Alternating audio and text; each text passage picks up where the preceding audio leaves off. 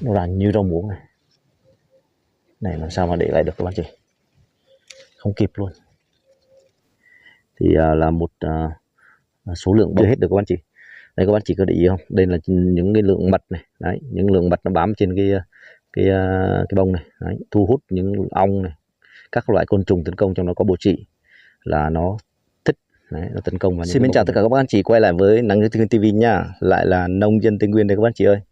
Hôm nay mời các bạn chị lại tiếp tục đồng hành cùng nông dân Tây Nguyên, cùng dàn diễn viên điện tử sầu riêng trong khu vườn nhỏ đông con. Đấy thì ngày hôm qua các bạn chị thì em đã tiến hành trong vườn nhà, thì cũng đã chia sẻ với các bạn chị xem về cái vấn đề là sầu riêng đi đọt trong thời kỳ làm bông. Thì ở trong vườn nhà có 3 cây thì cái đọt ở phía trên nó đã mở ra hoàn toàn và bông thì đang còn nhỏ, có thể kịp thời kỳ làm bông và lá có thể sang chuyển sang lụa già. Tại vì ở vườn nhà là có 3 cây nhưng mà bộ lá hơi kém, suy lá, nên muốn kiếm thêm bộ lá cho nó đảm bảo khi thời kỳ mang trái. Còn ở ngoài đây các bác chị đã nhìn thấy đó, bây giờ thuận theo chiều của ánh nắng nhé, các bác chị nhìn thấy rõ hơn là bộ lá xanh dày đẹp. Và trên thì vừa rồi 2 cây này là đi bông trước nhất và cũng đã chặn đọt và làm già lá. Thì như 2 cây này, cây bên này và cây bên này, thì cái bộ lá ra trước thì cũng đã mở hết hoàn toàn và cũng bắt đầu muốn già rồi. Nhưng mà vừa rồi có một trận mưa cách đây 3 ngày thì phía trên đấy, các anh chị nhìn thấy những cái đọt phía trên em đã hãm chặn lại, nhưng mà hôm nay lại tiếp tục thấy nó lại phóng ra và cái mùi giáo nó lại tươi thêm đấy, phía trên đấy tươi thêm. Và thì lại nguy cơ rất cao, tại vì cây này đã sụ nhiều lắm rồi. Đấy, bây giờ chia sẻ cho các anh chị xem cái phần phía trong của nó này, 2 cây đấy, cây bên này đấy, những bông này là bông sổ trước nha các anh chị. Và cũng hiện tại bây giờ thì cũng chưa thấy có hiện tượng là tháo khớp đấy, sau mấy ngày rồi đấy, bông này là sổ, như cùm này là sổ hoàn toàn rồi mà vẫn chưa thấy có hiện tượng tháo khớp. Và ngày hôm nay vẫn tiếp tục đang sổ tiếp nhá. Còn như cây bên này đấy, các bạn chị nhìn thấy cái lượng bông mà sổ xuống dưới gốc như thế này thì là một số lượng bông sổ rất nhiều nhá. Đây, vẫn đang tiếp tục sổ này, và những con bọ trị vẫn cứ tiếp tục tấn công này. Vừa rồi xịt một lần nhưng mà vẫn chưa hết được các bạn chị. Đây các bạn chị có để ý không, đây là những cái lượng mật này, đấy, những lượng mật nó bám trên cái bông này, đấy, thu hút những ong này, các loại côn trùng tấn công, trong đó có bọ trị là nó thích, đấy, nó tấn công vào những cái bông của mình. Đấy, mụ này, mật này các bạn chị, mật nó rỉ xuống những trái, những bông ở phía dưới này luôn, ít bữa nó sẽ chuyển sang màu đen luôn. Đấy, phía trên này, phía trên thì nó cũng đã sổ rất nhiều rồi, thấy chưa? Đấy, phía trên kia nó cũng đã sổ rất nhiều. Đây, những bông này thì chiều nay nó sẽ sổ nhá. Đợt này thì thấy có vẻ là bông nó sổ sớm hơn các bạn chị, 5-6 giờ là chiều là thấy nó đã sổ bung nhiều rồi. Thì mà nếu mà sổ ra vào tầm ban ngày thì cái ong nó đang còn đi hút mật thì nó sẽ thụ phấn cho mình luôn, mình khỏi cần thụ phấn. Đấy, mọi năm thì phải tối hơn xí nó sổ, mà hôm nay em thấy để ý là thấy nó sổ sớm hơn. Đấy, sổ bớt những cái mà dính trên này đi để cho nó rớt xuống cho nó sạch nhé, nó đỡ phải bị nấm, bị đồ, bị các côn trùng khác nó chen len lỏi vào đây nó tấn công. Đây này, có một số bông nó bị giống kiểu muốn bị thúi sao các bạn chị. Đó, bọ trị nhiều quá, bọ trị vẫn tấn công, diệt chưa hết được. Và bông ở đây thì vẫn chưa thấy có hiện tượng tháo khớp nhé, mặc dù là sau một cơn mưa vừa rồi cũng khá đậm. Mà ở trên kia thì thấy người ta chia sẻ thì vẫn thấy bị rụng que hiêm rất nhiều. Đấy, vừa rồi em trước khi ấy thì em đã xịt cho nó một nấm, thì bây giờ là cái lượng bám trên lá này, đấy, thuốc bám trên lá vẫn đang còn bám này, xử lý nấm được. Đây, mấy cái mùi này hôm trước này là quăn quét hết các anh chị, nhưng hôm nay các anh chị để ý thấy không, nó muốn hiện tượng là nó lại ngóc đầu lên này. Tại vì thuốc chặn đọt có phạm vi trong thời gian ngắn, mấy ngày là không ấy gì là mà nước dưới cung cấp nhiều là nó sẽ đi. Mà mặc dù thì vừa rồi em đã hãm nước dần, và mấy bữa nay thì em cứ tranh thủ là buổi sáng hoặc buổi chiều là cứ một cây như này em cho 2 cái xô đỏ, xô sắt đó, là tưới từ cái mép tán lá chứ vô gần gốc, rê qua một lớp mặt trên nó cho nó ẩm. Thì đất nó vẫn đang ẩm nhá, Đấy, nhìn cái màu đất thì các anh chị để ý là biết này. Tại vì một ngày mình rê cỡ tầm 2 xô đó, 2 xô đỏ đỏ kia. Đấy, 2 cái xô đỏ đỏ đó là một cây. Thì cái đất này, đó đất các anh chị nhìn thấy đất nó vẫn đang ẩm, mặc dù là đây đất là vẫn đang còn ẩm này các anh chị thấy không? Đấy, vắt là nó thành cục này, nó không tách rời nhá. Tại vì mình cứ rê nước từ trong cái chỗ này, mình rê vào trong gốc thì độ ẩm trên mặt đất lúc nào cũng giữ được cái hơi ẩm của nó. Tuy nó không cho nước tán ra ngoài, tận lá ngoài nhiều, thì cái bộ đọt này nó sẽ giảm lại, chậm phát triển lại. Nhưng thế mà cái lượng mưa xuống và hàm lượng đạm đầu mùa lượng đạm nhiều thì nó vẫn lại tiếp tục ngoi đầu lên và phát triển. Đấy, cái bộ lá của cây bên này các anh chị nhìn này, đã mở ra hết rồi và lá cũng đã bắt đầu to thêm một xí rồi. Bây giờ chỉ có việc làm giả lá là ok. Đọt trên này vẫn quéo này, nhưng một số là vẫn đang đi. Đấy, như cái đọt bên này bây giờ thì nó phóng ra này, thấy chưa?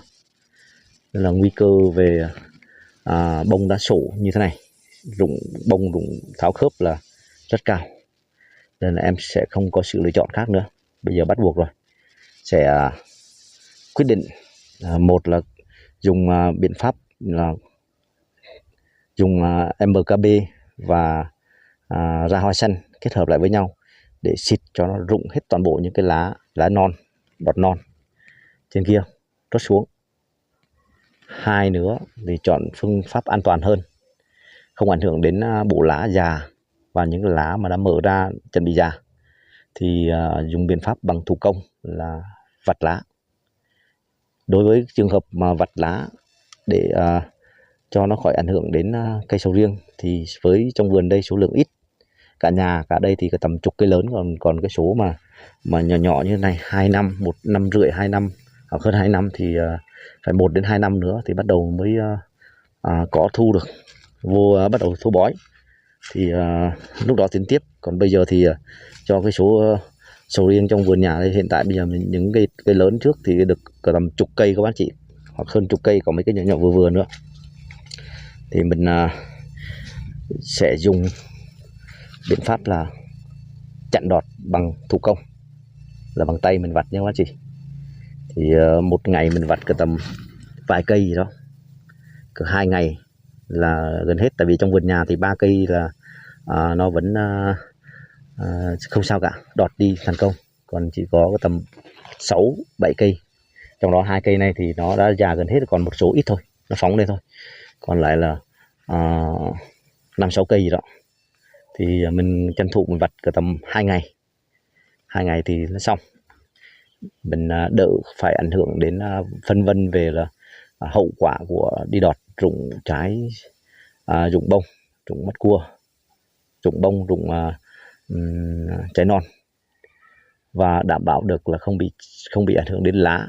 Và thứ hai nữa là mình có thể tuyển lựa được những cái lá mà to mà gần già thì mình để lại, mình tăng cường già lá. Còn những đọt mới lú và những cái đọt mà chưa mở thì mình sẽ cho nó đi luôn.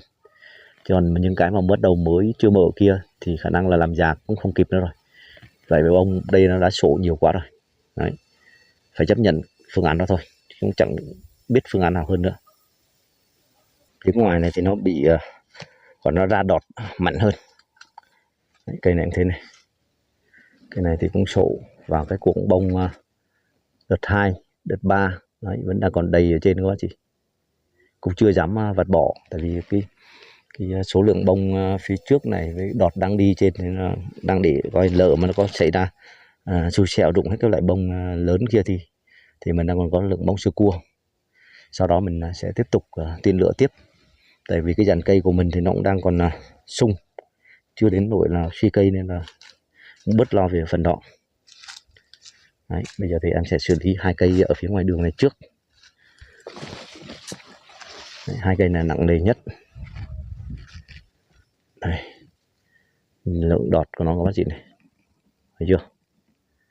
Nó phóng ra mà như rau muống. Đấy, thấy khủng khiếp chưa? Tại vì nó dư cây trong lượng cây, và vừa rồi thì nó lại còn cộng thêm cái lượng mưa, nó có đạm nhiều nữa, nó phóng cỡ này. Và ở trên nhiều các bác anh chị đóng góp ý kiến thì nên xả lớp đọt này đi, không nên để lại nữa. Tại vì để lại nó là sẽ rụng hết cái bầy hoa dưới kia, không còn an toàn nữa. Nên bây giờ quyết định là sẽ vặt bỏ nhá. Và sẵn đây thì chia sẻ với anh chị cùng giải trí xem cái vặt bỏ bông sầu riêng luôn nhé. Đấy, bây giờ thì quá trình đọt non cho nó có sự lựa chọn khác nữa rồi. Rất muốn để cái cây đọt này để cho nó kéo ra thêm, cho nó phát triển thêm cái cây của mình nhanh to cây, khỏe cây và có thể nuôi được rất nhiều trái. Nhưng mà bây giờ thì không thể lựa chọn là để lại được. Bây giờ có duy nhất để được những lá già thôi, còn những lá mà non thì phải bỏ thôi. Sẽ tiến hành vặt từ phía trên vặt xuống.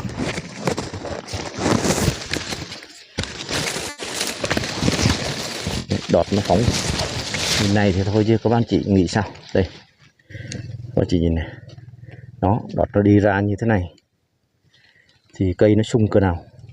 Đấy, bên bộ lá mà ra trước thì bây giờ nó cũng đã già rồi các bạn chị này. Thấy chưa? Nó đã già cứng này. Đấy, giờ nó nhám xì luôn.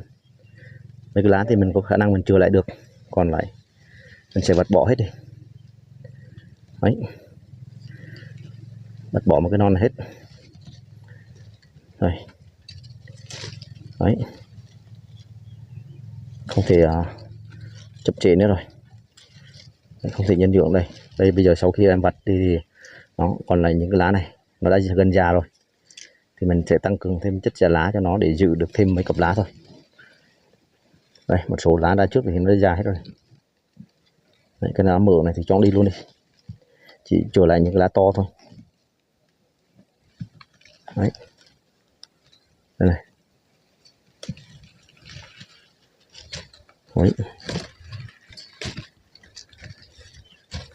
Bây giờ là cái chống rung là lại hư tiếp rồi các chị.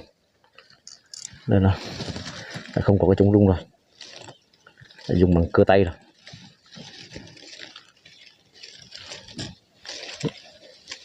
Cây nó sung quá, nó khỏe cây quá nên là đây, thấy chưa, một nạm.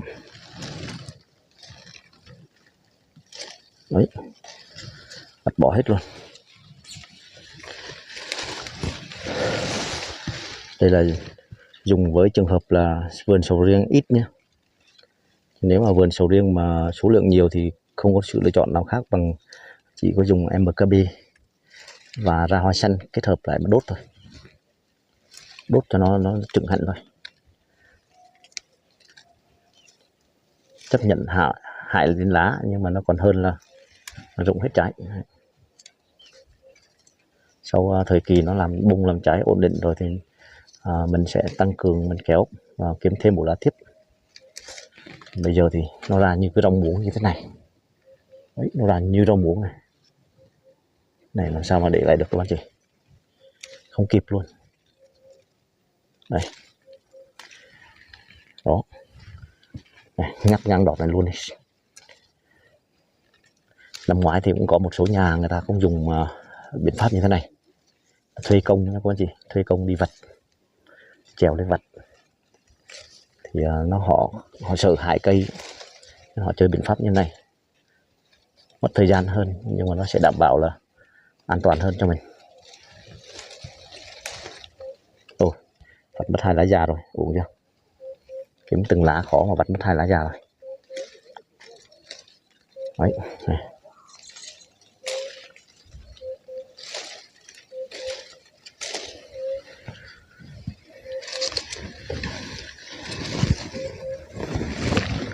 Đây, nhìn trên nhìn xuống này, cái cây này thì phía trên không có bông mấy nhá, chủ yếu phía dưới này.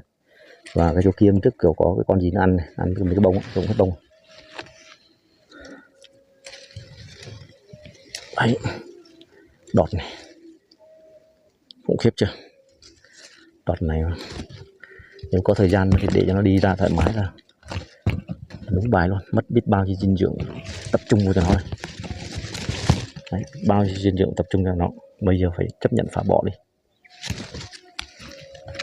mà xào nấu được về mà bỏ vào mà nồi mà nấu cho đỡ tiếc.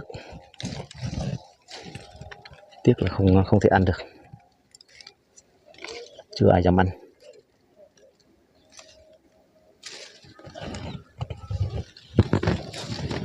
Đấy, đặt phía trên này.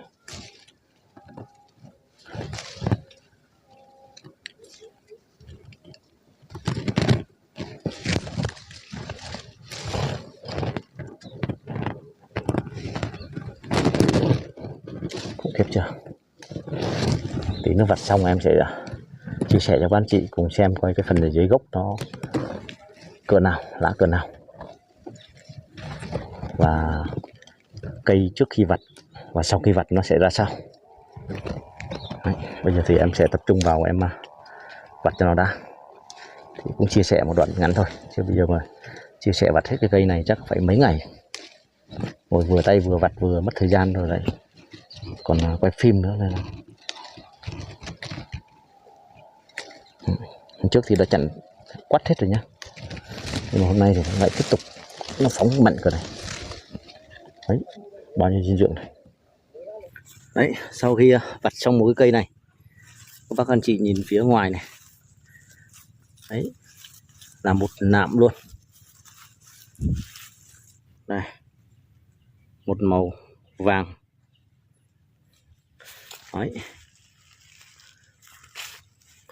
lẫn với màu đất nhìn thấy nó ít nhá. Thấy chưa? Đây, bao nhiêu chất dinh dưỡng này.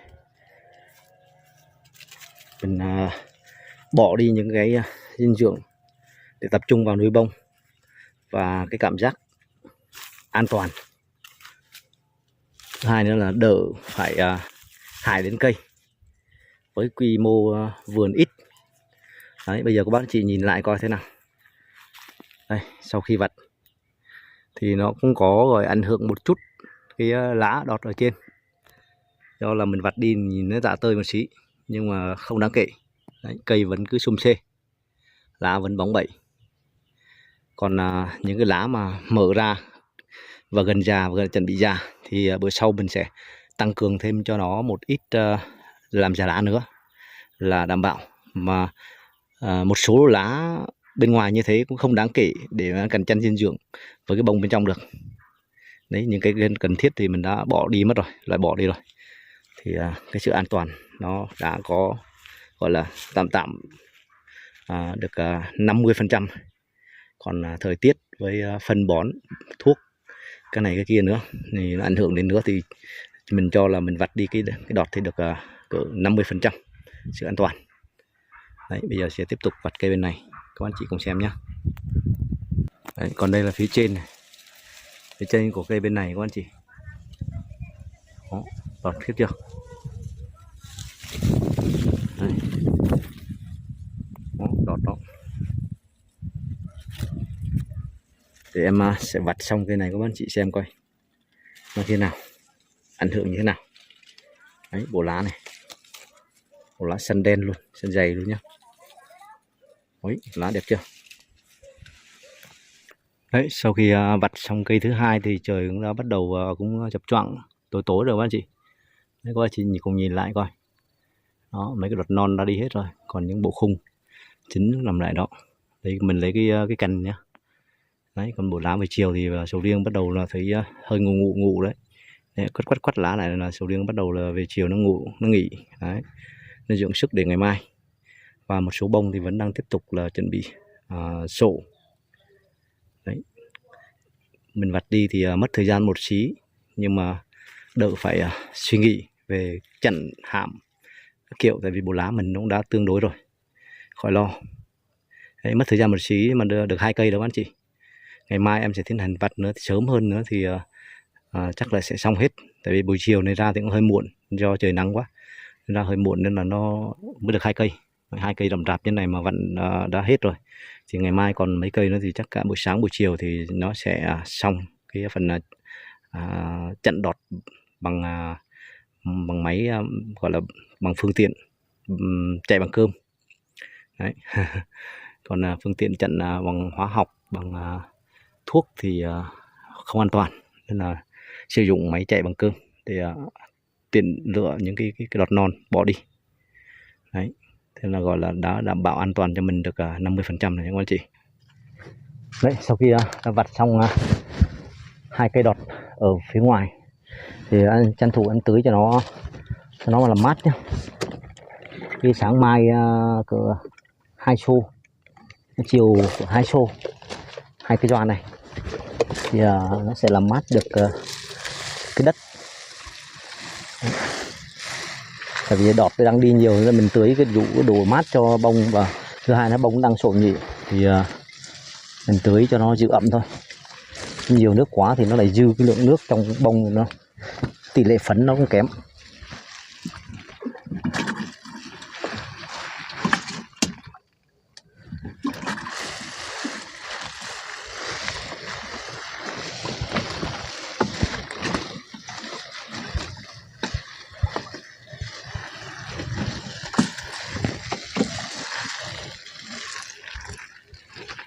Đấy. Cái một cây là cho 2 xô nữa các chị.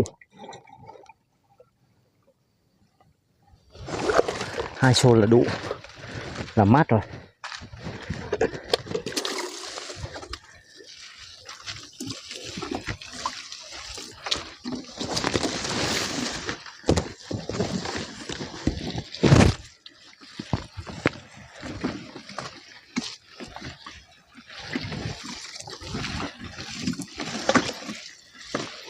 Mình cứ giữ ẩm thường xuyên như thế này thì nó không bị mất nước lớp mặt, thì nó sẽ đảm bảo hơn.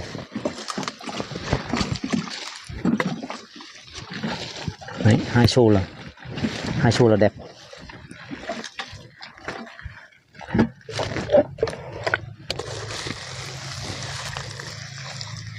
Cái hướng mặt trời mọc thì lúc nào nó cũng nhanh khô đất hơn các bác chị, thì mình tăng cường thêm một xí cho nó. Còn cái hướng mà ít ấy thì nó đỡ khô đất thôi, thì mình bớt nước lại cho nó xí.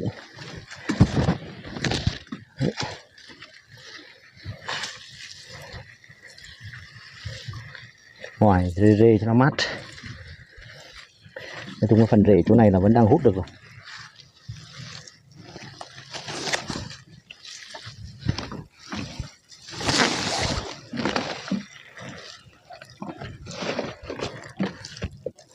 Đấy. Một xô.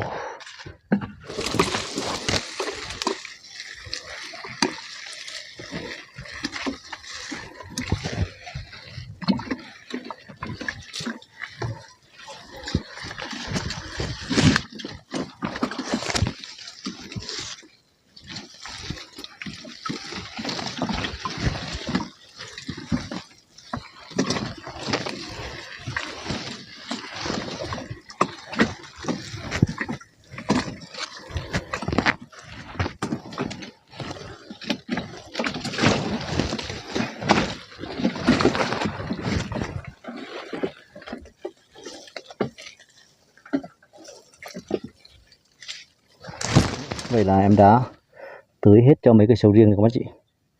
Ngoài trời thì cũng bắt đầu muốn tối. Đấy, mặt đất thì nó đó, các bác chị nhìn thì không biết trong này có thấy rõ không. Đấy, hơi nước thì ẩm trên mặt này. Thấy chưa? Rất đều. Bông thì chiều nay là tiếp tục này, lại bắt đầu sổ tiếp này.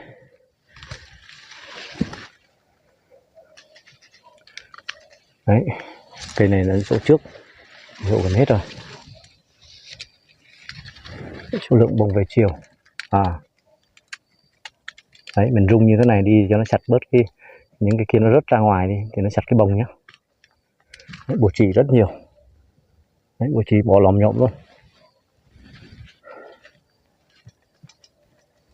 Ồ, cái này có hiện tượng bắt đầu là tháo khớp này các bác chị. Đấy, cái này có hiện tượng tháo khớp này. Đây, rung mấy bông này. Thấy chưa? Đấy, đây, rung mấy bông này. Đấy, bắt đầu có hiện tượng là cạnh tranh dinh dưỡng rồi đấy, là bắt đầu tháo rồi.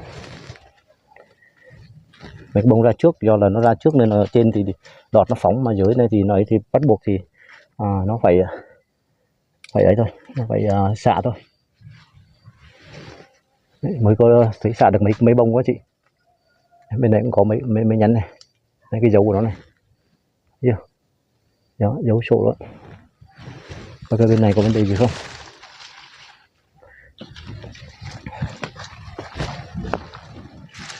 Cái này thì ngày mai anh sẽ giải quyết xong. Bây giờ này thì ong bắt đầu vẫn đang đi ăn, đi hút mật này, và đồng thời nó sẽ thụ phấn cho mình luôn. Đấy, vẫn có này. Đấy, vẫn có hiện tượng rụng nhá, nhưng mà ít, dạng giống như rụng sinh lý các anh chị, cần chân dinh dưỡng. Đấy, mình thổ như này là nó rớt hết những cái bông cái ấy xuống là đỡ đi. Hoa về chiều này, đấy, hoa về chiều đấy, đẹp chưa?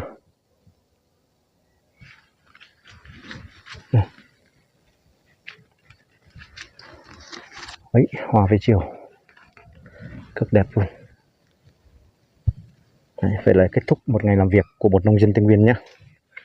Đấy, chia sẻ cho các anh chị cùng xem giải trí. Thì bây giờ cũng hết cắt rồi, đến bước cuối cùng là dùng bằng máy chạy bằng cơm để mà đi vặt là cũng hết cắt rồi các anh chị. Tại vì cái trận đọt thì cũng ảnh hưởng đến cây mà mình cũng chưa muốn, tại vì mình số lượng ít, mình tranh thủ một chút thời gian của mình để mình vặt đi thì người ta một ngày được 5-6 cây gì đó cũng được các anh chị. Thay vì mình sẽ đỡ chăm sóc lại sau nó dễ hơn. Còn nếu mà đã chặn thì kiểu gì sau này nó sẽ ảnh hưởng đến cái phần cây, giảm độ phát triển thì mình khó làm hơn. Đây là kiểu là mình chưa có kinh nghiệm nha các anh chị, chưa biết thời kỳ nào lên cho nó vào nước vào đồ để kéo đồ, nên là mình chưa có kinh nghiệm lắm, nên là nó đã ảnh hưởng đến cái quá trình mình làm bông làm trái. Và mình xịt thì tốn thêm tiền, thêm thuốc chặn đọt, kéo đọt đủ kiểu. Bây giờ mình cứ cho ra, xong đến cái thời kỳ này mà cảm thấy không ổn nó thì mình vặt đi, hoặc là mình cho rớt luôn, nó đỡ tốn tiền hơn. Nhưng mà bây giờ nó cũng đã làm đủ kiểu đủ cách rồi, nhưng mà nó không ấy được thì bây giờ chấp nhận phải vặt bỏ. Không biết nếu làm số lượng nhiều thì chắc khả năng không ổn lắm tí nào, không có chị. Còn làm số lượng ít thì có thể để mình giải quyết cái tức thời. Đấy, không thì tầm chục bữa mà không đọt trên vẫn đi thì cái ở dưới này chắc chắn trăm nó sẽ rụng sạch, không còn một bông nào. Đấy, chia sẻ một ngày làm việc của nông dân Tây Nguyên. Rất mong sự đóng góp của tất cả các bác anh chị để xây dựng cho gọi ngành nông nghiệp sầu riêng phát triển. Xin cảm ơn và xin chào, hẹn gặp lại các bác anh chị ở các tập tiếp theo nhé, xem cái vườn sầu riêng này nó sẽ phát triển đến đâu. Xin cảm ơn.